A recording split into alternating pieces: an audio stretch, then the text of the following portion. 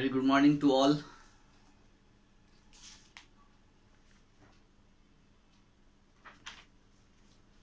कल हम लोगों ने होमोनिम्स के बारे में पढ़ा था। Page number 62, turn page number 62 please. और इंग्लिश में तो हम लोगों ने देखा था कि कुछ ऐसे वर्ड्स होते हैं जिनके स्पेलिंग सेम होते हैं, है ना, और साउंड भी सेम होते हैं, बट हैव डिफरेंट मीनिंग्स, लेकिन उनके मीनिंग डिफरेंट होते हैं, आर कॉल्ड होमोनिम्स। तो उनको हम लोग होमोनिम्स कहते हैं, right. Any words that have the same spelling and often sound the same but you have different meaning are called homonyms. Okay? तो जैसे बुक्स में आपका एग्जाम्पल दिया हुआ है कि प्ले, ओके, प्ले का मतलब होता है खेलना, है ना, यानी to be involve in a game, यानी आप किसी भी गेम में इन्वॉल्व हैं, है ना। और सेकेंड मीनिंग जो इसका है, a piece of writing perform by actors in a theatre, है ना। तो ये एक प्ले का मतलब होता है कि किसी भी थिएटर में जो एक्टर्स जो होते हैं वो किसी भी रोल को प्ले करते हैं, है ना। किसी भी का जो है, जो नाटक में जो सीन होता है उस कैरेक्टर्स का वो रोल प्ले करते हैं।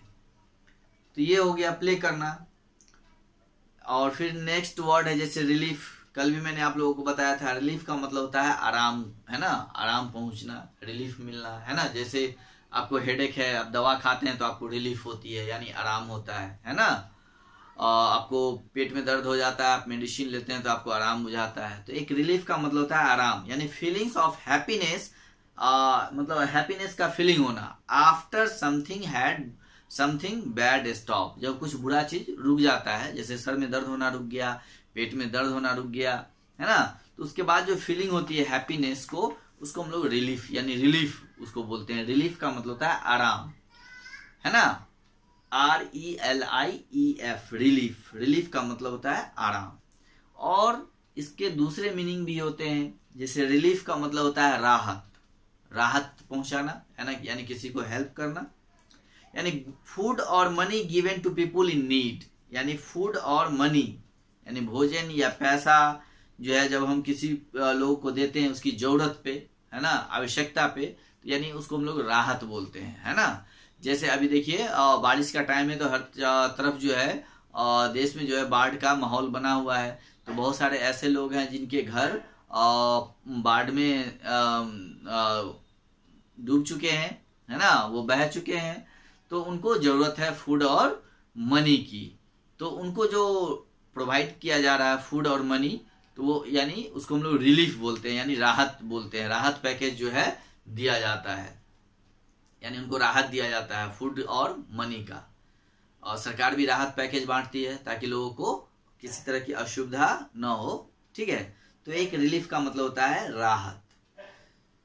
तो हम लोगों ने देखा कि जो वर्ड्स हैं उसके स्पेलिंग सेम है बट मीनिंग डिफरेंट है। साउंड भी दोनों का एक ही है, प्ले, तो वो साउंड भी सेम ही है और स्पेलिंग भी सेम ही है। तो इस तरह के जो वर्ड्स होते हैं उनको हम लोग होमोनिम्स बोलते हैं। क्या बोलते हैं? होमोनिम्स।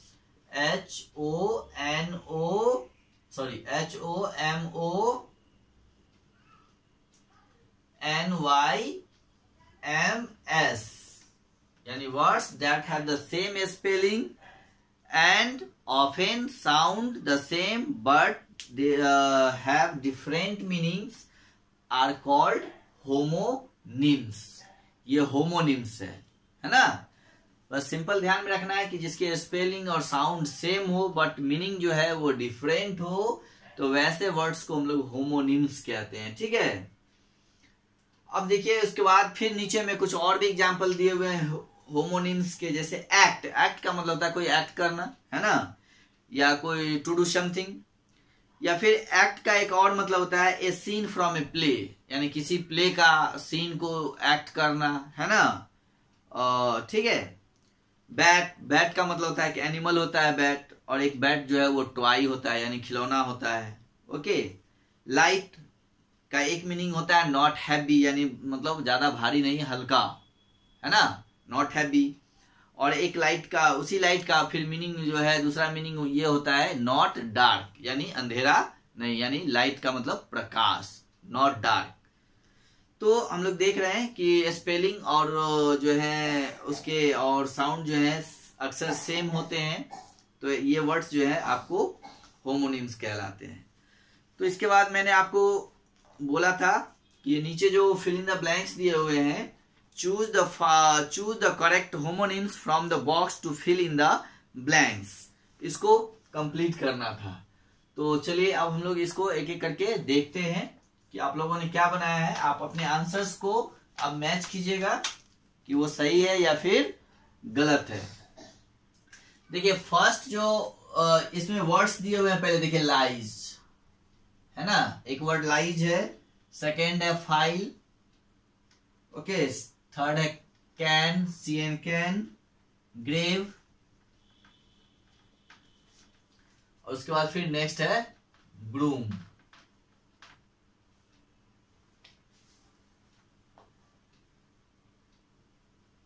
ठीक है। तो अब देखिए ये जो वर्ड्स है, लाइज का मतलब होता है झूठ बोलना, है ना, और एक लाइज का मतलब होता है कहीं पे परे होना, है ना। तो चलिए फर्स्ट सेंटेंस जो है वो है the principal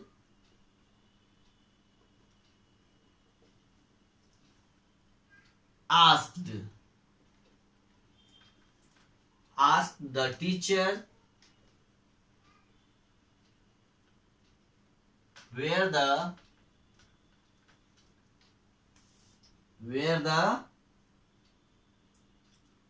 fill in the blanks was। Okay. इसी में सेकेंड सेंटेंस है ROHAN', Rohan's lawyer.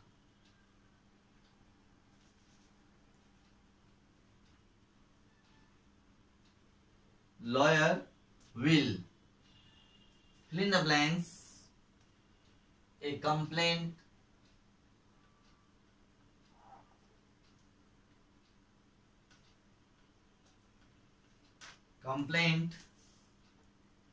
in the high courts, high court. Okay. अब देखिए यहां पे दो फिल इन द ब्लैंक्स हैं और दोनों में एक ही वर्ड्स आने हैं, है ना। तो यहाँ पे अब हम लोगों को देखना है कि कौन सा वर्ड्स एप्रोप्रिएट होगा यहाँ फिल करने के लिए, कौन से होमोनिम्स जो हैं, ये वर्ड्स जो हैं वो होमोनिम्स हैं, है ना। तो यहाँ पे कौन सा वर्ड्स यूज होना है। The principal asked the teachers where the fill in the blanks was। lies यहाँ पे फिट नहीं होगा। ओके। नेक्स्ट है फाइल। फाइल तो स्कूल में यूज होता है, जो हम लोग फाइल जिसमें हम लोग डॉक्यूमेंट्स वगैरह रखते हैं, कागज रखते हैं, है ना, और बहुत सारे पेपर्स उसमें रखते हैं जो इंपोर्टेंट पेपर होते हैं एज ए डॉक्यूमेंट्स। तो यहाँ पे हम लोग फाइल को फिल कर सकते हैं, राइट। तो फाइल जो होता है, एक फाइल हो गया, वो ये फाइल हो गया, फाइल वाज। अब देखिए यहां पे है सेकेंड सेंटेंस, यानी the principal asked the teachers where the file was, यानी प्रिंसिपल ने टीचर से पूछा कि फाइल कहाँ है। The principal asked the teachers where the file was, कि फाइल कहाँ था, है ना। अब देखिए इसी का सेकेंड सेंटेंस है रोहन्स लॉयर, यानी रोहन के लॉयर यानी वकील विल फाइल ए कंप्लेंट, है ना। फाइल का मतलब होता है दर्ज कराना, है ना, यानी कंप्लेंट दर्ज कराया, है ना, कराएंगे इन द हाई कोर्ट्स, है ना। यानी Rohan's lawyer will file A complaint in the high courts, यानी रोहन के लॉयर जो है वो हाई कोर्ट में कंप्लेंट दर्ज कराएंगे। ठीक है। तो फाइल का मतलब एक हो गया आपको कोई चीज को दर्ज कराना, यानी ये फाइल ए कंप्लेंट, यानी कंप्लेंट को दर्ज कराना, शिकायत को दर्ज कराना, है ना। और एक फाइल जिसमें हम लोग डॉक्यूमेंट्स वगैरह रखते हैं, है ना, तो वो फाइल हो गया। तो देखिए दोनों के स्पेलिंग जो है सेम है, साउंड भी सेम है, बट डिफरेंट मीनिंग है ना। लेकिन मीनिंग क्या है, डिफरेंट है। यहाँ पे हो गया दर्ज कराना, यानी फाइल कंप्लेंट यानी शिकायत दर्ज कराना, और यहाँ पे फाइल का मतलब फाइल हो गया, है ना। तो ये दोनों अलग अलग मीनिंग है। तो इस तरह के वर्ड्स को हम लोग होमोनिम्स कहते हैं, होमोनिम्स। ओके, तो चलिए आप अपना आंसर मिला लीजिए कि आपने क्या फिल करा था। अगर फाइल फिल किया है तो वो सही है, अगर नहीं किए हैं तो आप इसको अपने आंसर को रेक्टिफाई कीजिए, सुधारिए। अब देखिए हम लोग सेकेंड सेंटेंस देखते हैं, ठीक है। सेकेंड में क्या है, you should be tired, TIRED, you should be tired of telling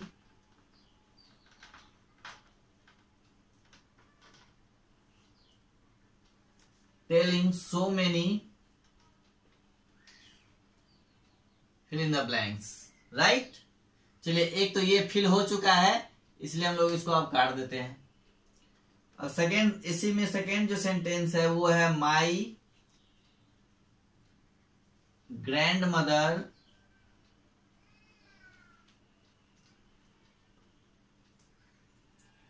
said my heart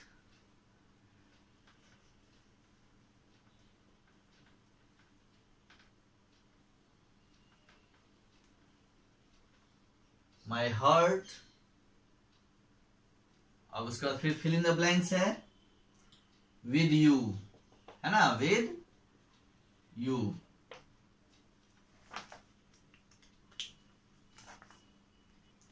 ठीक है, तो यहां पे देखिए कि you should be tired, tired का मतलब होता है थकना, of telling so many fill in the blanks। Next sentence है इसी का, my grandmother said my heart fill in the blanks with you, है ना। तो अब हम लोग यहाँ पे देखते हैं कि कौन से वर्ड फिट होंगे। लाइज, एक लाइज का मतलब होता है झूठ बोलना, और एक लाइज का मतलब और भी होते हैं, जैसे किसी कहीं पे पड़े होना, है ना, होना। और कैन का मतलब सकना, या फिर कैन का मतलब कैन भी होता है, जो एक पात्र होते हैं जिसमें कोई चीज रखे जाते हैं, है ना। ग्रेव का मतलब जो है आपका कब्र भी होता है, मजार जिसको बोलते हैं, है ना, वो भी होता है। या ग्रेव का मतलब गंभीर भी होता है। तो यहाँ पे हम लोग देखते हैं you should be tired of telling so many grave, ये फिट नहीं होगा। कैन भी फिट नहीं होगा। ग्रूम मतलब दुल्हा होता है ना, सॉरी, हाँ, ग्रूम मीन्स दुल्हा, ठीक है, तो ये भी नहीं होगा। तो यहाँ पे हम लोग देख रहे हैं कि जो वर्ड्स है, you should be tired of telling so many lies, यानी झूठ। यहाँ पे हम लोग लाइज को फिट करेंगे तो वो ज्यादा अच्छा रहेगा। यानी you should be tired of telling so many lies, यानी आपको इतने झूठ बोल के थक जाना चाहिए, है ना। You should be tired of telling so many lies, यानी इतने झूठ बोलकर अब आपको थक जाना चाहिए था। अब देखिए यहाँ पे, my grand mother said my heart lies with you, है ना। My grand mother said my heart lies with you।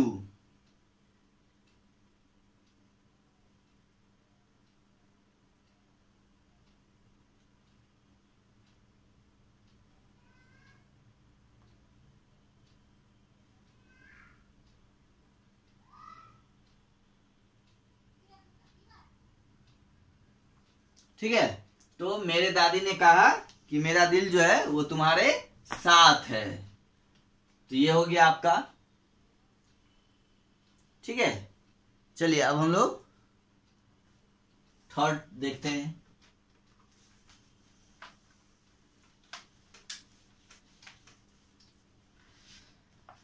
Third sentence है the child put a wreath.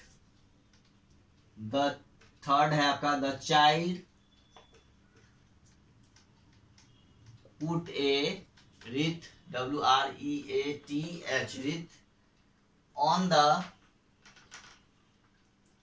the fill in the blanks of Abraham, ABRAHAM, Abraham. Okay, इसी का second जो है वो है the police will, POLICE, police will,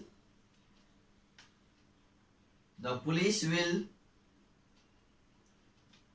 look into the fill in the blanks matters। Okay, अब हम लोग यहां देखते हैं कि इसमें कौन सा फिल होगा, यानी the child put a wreath, WREATH, wreath का मतलब होता है पुष्पांजलि देना, यानी किसी पे फूल चढ़ाना, है ना। ऑन द, देखिए यहाँ पे, चलिए एक हम लोगों ने लाइज का यूज कर लिया है और फाइल का यूज कर लिया है। अब बचे यहाँ पे तीन words, can, grave and broom. ठीक है, तो कैन भी तो नहीं ही होगा, है ना। ग्रेव, ग्रेव का मतलब होता है मजार या कब्र।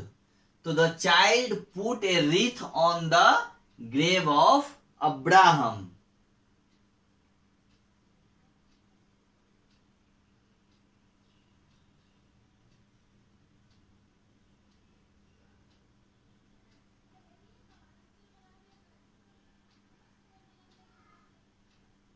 ठीक है, तो क्या हो जाएगा यहाँ पे, the child put a wreath on the grave, GRAVE, grave.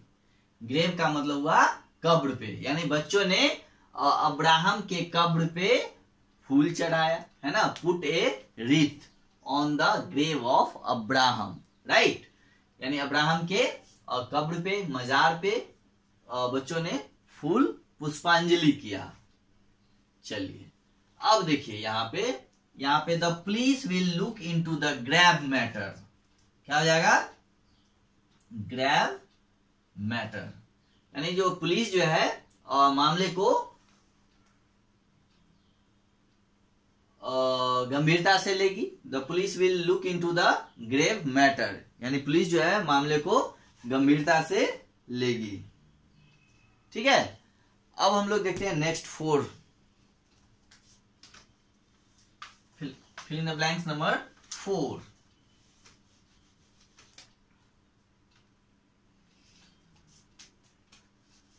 Four में क्या है, if we worked hard, if we work hard, we fill in the blanks, touch the sky, touch the sky। इसी में दूसरा सेंटेंस है, she opened the fill in the blanks and finished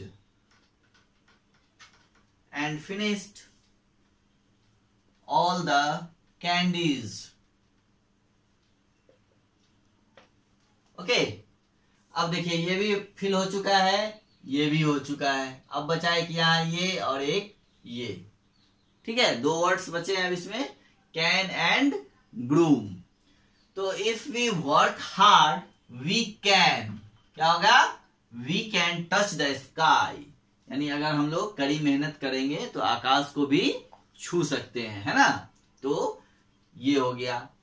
second है सी open the can, है ना, CA and can and finished all the candies, यानी उसने can को ओपन किया और सारे कैंडीज को फिनिश कर दिया, है ना। तो ये हो गया 4। चलिए अब देख रहे हैं हम लोग, यहाँ पे कैन का मतलब शकना, है ना, और यहाँ पे कैन का मतलब जो है कैन है यानी पात्र है, और एक जो है ना, जिसमें हम लोग कुछ भी रखते हैं। तो दोनों के अलग अलग मीनिंग्स हैं।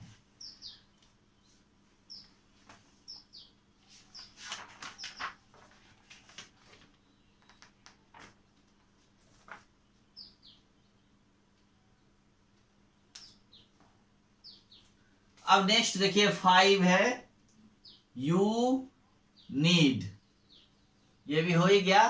तो अब क्या हो जाएगा, you need to groom, fill in the blanks है, वहां पे हम लोग ग्रूम फिल करेंगे। योर कैट, ठीक है, कैट एवरी डे, EVERYDAY,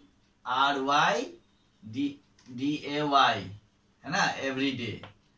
इसी में दूसरा सेंटेंस है द ब्राइड, है ना, is here, the bride is here but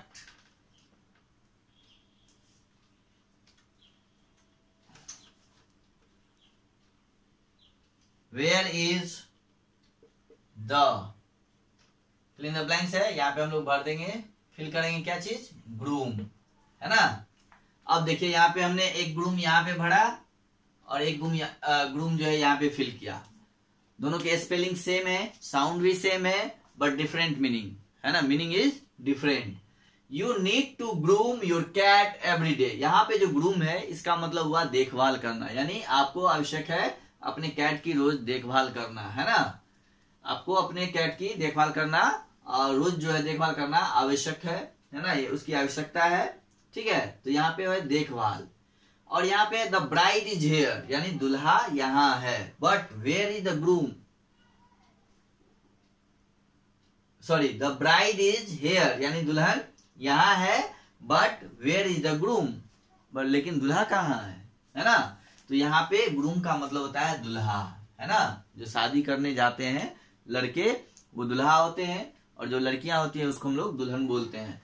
तो द ब्राइड इज हेयर, यानी दुल्हन यहाँ है, but where is the groom, यानी दुल्हे कहाँ है, लेकिन दुल्हे कहाँ है।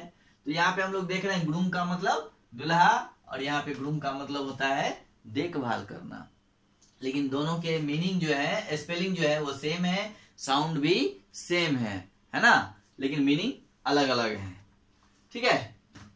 तो चलिए आज हम लोग इतना ही पे छोड़ते हैं। नेक्स्ट क्लास में इसमें जो ग्रामर है उसको हम लोग देखेंगे, और नेक्स्ट क्लास आपका ग्रामर का ही है, तो उसमें हम लोग ग्रामर का इसी चैप्टर का ग्रामर देख लेंगे, और उसके बाद फिर जो है आगे बढ़ेंगे, ठीक है, या फिर ग्रामर से ही पढ़ेंगे। बुक्स को अब मंडे में ही देखेंगे, ठीक है।